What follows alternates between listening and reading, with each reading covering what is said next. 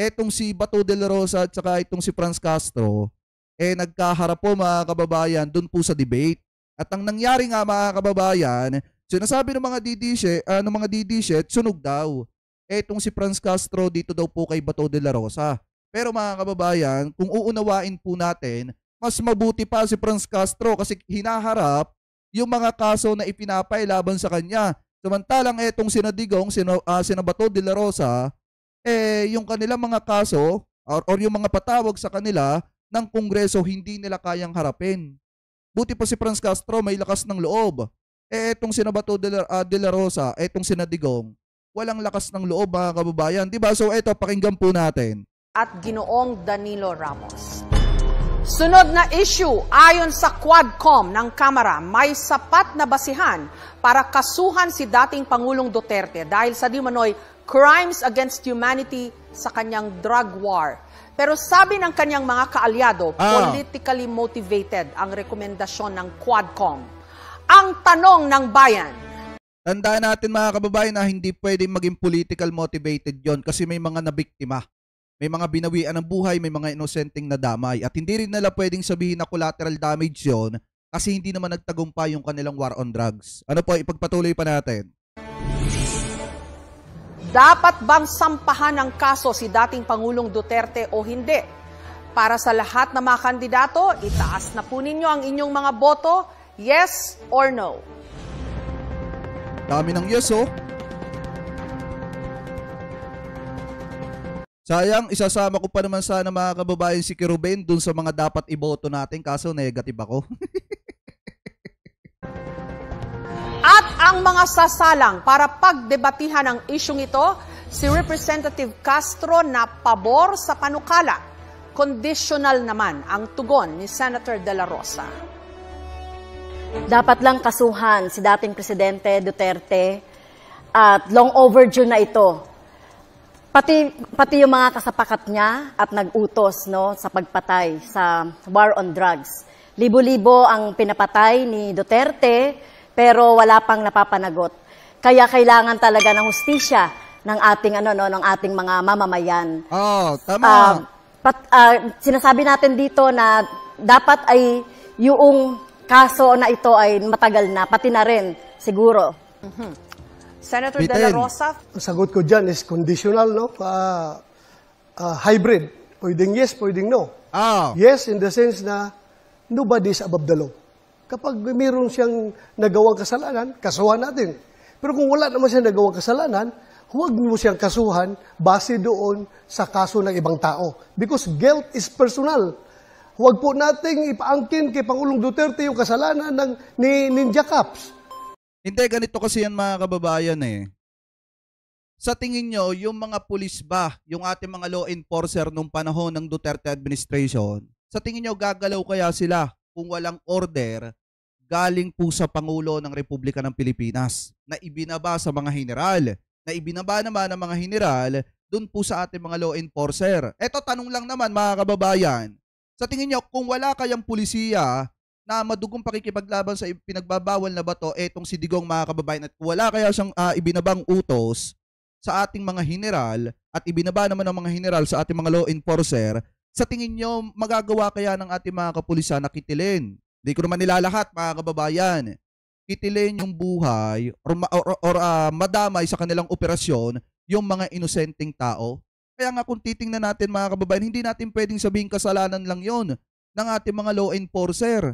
Kasalanan din yon ng presidente kasi nagbaba siya ng kautusan na alam naman niya na makakaperwisyo dun sa mga kababayan nating Pilipino nang hindi man lang ang pinag-iisipan. Kaya nga dapat mga kababayan maimbestigahan din itong si Duterte. Kung may kasalanan siya, dapat niyang pagbayaran yon. Kung wala naman mga kababayan, o di absuelto siya, ganun lang kasimple. Ano po, ipagpatuloy pa natin. Kaya po, after 3 years na tapusan sa pag-ulo, walang kaso.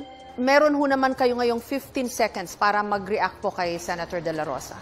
So, mismong siya, si President Duterte, ay umamin na pumatay siya ng tao. Kaya kailangan siyang kasuhan. At ito, sino ba yung nagdisenyo ng mga policy na ito? Siya rin. Saka wag niyong kakalimutan mga kababayan, noong nasa Quadcom, mismong si Presidente Duterte na nagsabi, Nagtataka nga daw siya, ang tagal na nga naman daw niyang nagtutumba ng tao.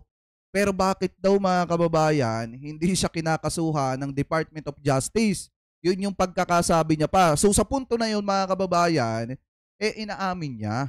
Inaamin niya talaga na nagtutumba siya ng tao at inaamin niya mga kababayan kung nagagawa niya yun, personal, nagagawa niya rin mag-utos na magpatumba ng tao. At saka publicly sinasabi naman niya yan sa kanya mga speech mga kababayan na talagang kill them all. Diba malimit sinasabi yan ni dating Pangulong Duterte nung panahon niya. Kaya nga mga kababayan may pananagutan siya dito po sa isyong ito. Ano po, ipagpatuloy pa natin. Cause ng pagpatay. Maging si Senator Duterte, Senator Bato ay dapat kasuhan. Yan!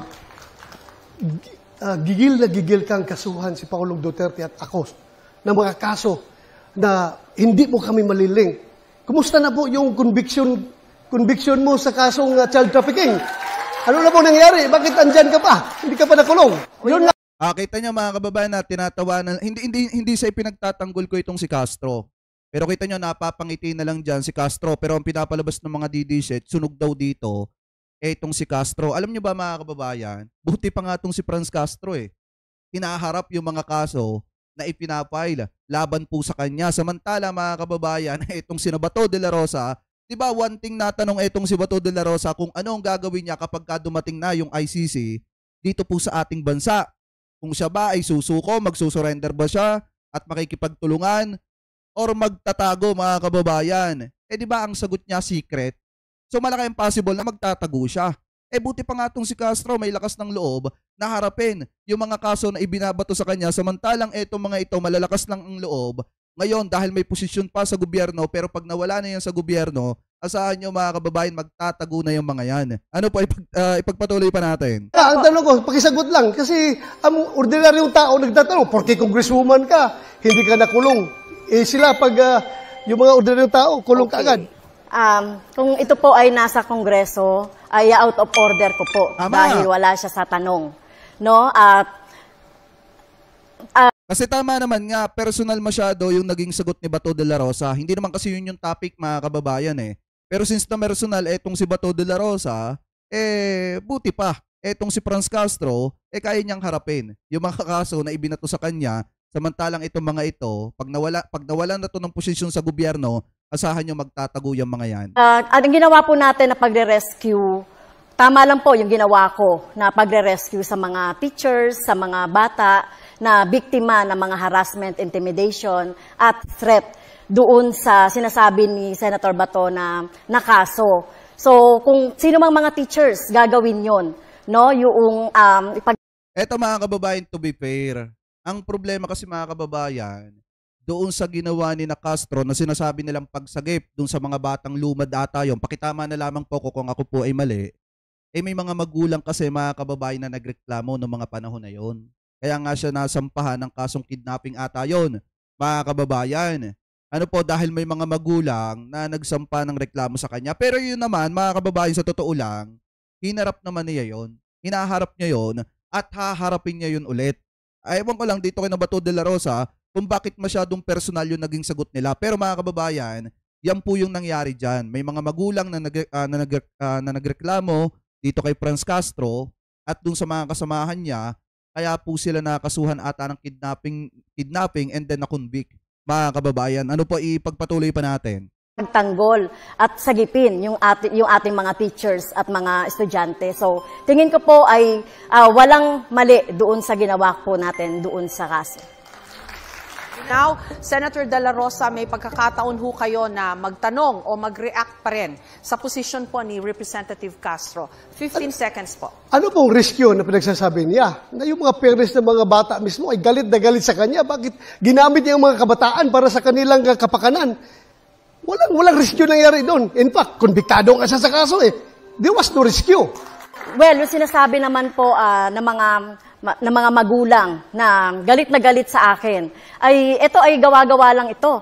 Itong mga magulang na ito. So kung titignan natin yung mga magulang ng mga bata na talagang involved doon sa pag-aaral ng mga bata doon sa Lumad School, ay talagang nangihinayang sila doon sa pagsasara ng mga eskwelahan ng mga lumad Dahil alam naman natin, kulang talaga no, sa serbisyong pang-edukasyon ang mga lumad. So talagang sila ay hinayang na hinayang at sinisisi ang gobyerno ng Duterte. Maraming salamat po. O nga, parang panahon nga ata ni Digong yan, mga kababayan, parang panahon ng gobyernong Duterte ata yan. Mga kababayan, pagkakaalam ko, ano po yun, nung nangyari, yung mga sinasabing kidnapan na yan sa Lumad School, na kung saan kinasangkutan nitong si Franz Castro. Ang mahirap lang kasi dito, mga kababayan, naging i-divert ni Bato yung usapin na dapat bang kasuhan si Duterte dun po sa kaso na nasa korte na at kinakaharap na nitong si Franz Castro, mga kababayan. Pero kung titingnan po natin, kung ibabalik natin dun sa talagang essence ng usapin, dapat bang kasuhan itong si Duterte or hindi? Dapat siyang maimbestigahan. At kung siya ay mapapatunayan na may nagawang kasalanan, dapat niyang pagbayaran. Especially, mga kababayan, dapat din naman na harapin na rin na Bato de la Rosa yung mga patawag ng Kamara para mabigyang kaliwanagan kung sila ba ay nagtagumpay or naging palpak ng sobrang palpak yung kanilang war on drugs. Ano po? So ngayon, kung titingnan nyo, mga kababayan, yan yung video na kung saan pinapalabas ng mga DD-shit na sunog daw itong si Franz Castro dito daw po kay Bato de la Rosa. Pero kung titingnan natin, mga kababayan, hindi naman.